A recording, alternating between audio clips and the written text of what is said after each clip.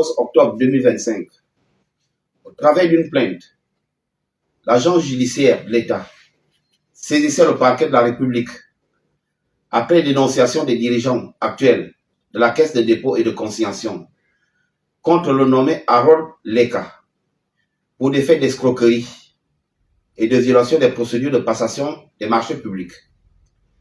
Par la suite, le procureur de la République saisissait la Direction générale des recherches aux fins d'ouverture d'une enquête.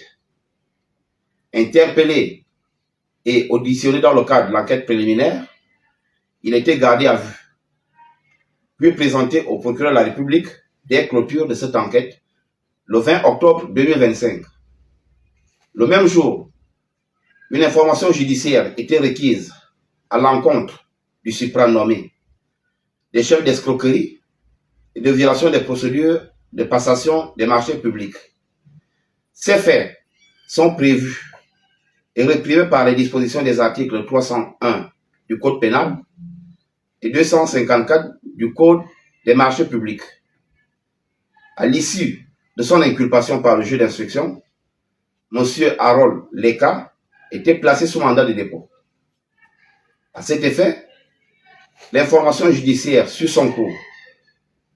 Mesdames et messieurs, c'est ici l'occasion de relever que contrairement à l'information répandue, le nommé Harold Leka n'est nullement poursuivi pour des délits de presse, mais plutôt pour des infractions de droit commun.